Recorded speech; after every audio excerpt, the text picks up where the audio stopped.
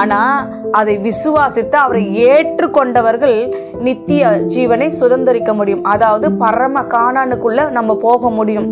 எகிப்திலிருந்து எங்க கூட்டிட்டு போனாரு? பாலும் தேனும் ஓடுகிற கானான் தேசத்துக்குள்ள கூட்டிட்டு போறேன்னு சொல்லி கூட்டு போனாரு.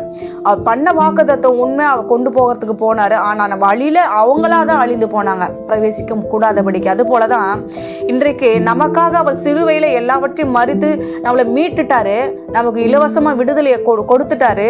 குற்ற நிவாரண பலியாக அவரே என்ன பண்ணிட்டாரு? அடிக்கப்பட்டுட்டாரு. ஆனா விசுவாசிக்காத காரணத்தினால கொஞ்ச நாள் அவர் பின்னாடி, கொஞ்ச நாள் விக்கிரகத்துக்கு பின்னாடி, கொஞ்ச நாள் பாவத்துக்கு பின்னாடி, உலகத்துக்கு பின்னாடி போய் நம்ம என்ன பண்ணிட்டோம்?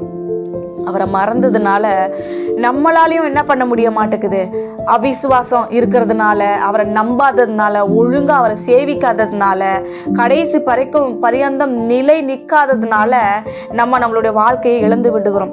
பாருங்க, யோவான் 6ஆம் அதிகாரம் 54வது வசனம் இப்படியா சொல்லுகிறது, என் மாம்சத்தை புசித்து என் ரத்தத்தை பானம் பண்ணுகிறவனுக்கு நித்திய ஜீவன் உண்டு, நான் அவனை கடைசி நாட்களில் எழுப்புவேன். எல்லாரும் ஞானஸ்தானம் எடுத்த எல்லாரும் திருவிருந்துக்குள்ள நம்ம வரமா? வர்றது கிடையாது. ஏன் தெரியுமா? கேர்லெஸ்னஸ்.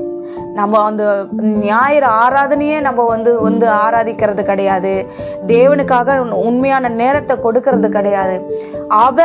நமக்கு சொன்னது என்ன? நித்திய ஜீவன் அளிப்பேன் என்பதே அவர் நமக்கு கொடுத்த வாக்குத்தத்தம். அவர் சொன்ன வாக்குத்தத்தத்தை சிலுவையில எல்லாவற்றையும் பண்ணி நமக்கு நித்திய ஜீவனை வாங்கி கொடுத்துட்டாரு. அதுக்குள்ள பிரவேசிப்பதும் பிரவேசியாமல் இருப்பதும் நம்ம கையில தான் இருக்குது. அவர் அதுக்கு பொறுப்பல்ல. அவரையே குற்ற நிவாரண பலியாக ஒப்பு கொடுத்து சகலவற்றை சிலுவையில அறைந்து நமக்கு வெற்றி சிறந்து கொடுத்துட்டாரு. இனி நம்ம தான் என்ன பண்ணணும்?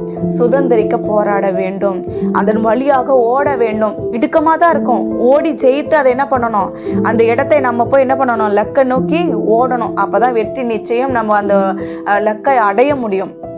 எனவே தேவ பிள்ளைகளே, எப்படி எகிப்திலிருந்து இஸ்ரவேல் ஜனங்களை கானான் தேசத்துக்கு அழைத்தார், அதே போல அவங்க தான் வழியில போனாங்களே தவிர இயேசு கிறிஸ்து நமக்காக சகலத்தையும் செய்து முடிச்சிட்டாரு. நம்ம தான் என்ன பண்றோம்? அங்க போகணுமா போகக்கூடாதாங்கன்னு முடிவு பண்றது நம்ம கையில தான் இருக்குது. அதனாலதான் வேதம் சொல்லுகிறது, முடிவு பரியந்தம் நிலை நிற்பவனே ரட்சிக்கப்படுவான். கடைசி வரைக்கும் இயேசு கூடவே, இயேசுவே நான் சார்ந்து அண்டி வாழ்ந்தால் மட்டும்தான் பரலோக போக முடியும், பரம கானானை பார்க்க முடியும். எனவே விசுவாசித்து என்ன பண்ணுங்க? தேவனுக்காக வாழுங்க, லக்கை நோக்கி தொடர்ந்து கொண்டே இருங்க. வழியில முறுமுறுத்து பிரச்சனைகளை கண்டு முறுமுறுத்து விக்கிரகத்துக்கு பின்னாடி போய், பாவத்துக்கு பின்னாடி போய் உங்களை நீங்க கெடுத்து கொள்ளாதிருங்க. தேவன் சொன்னாரு, நித்திய ஜீவனை தருவேன் என்று. நிச்சயம் தருவார், நீங்க கடைசி வரைக்கும் நிற்கும் பொழுது.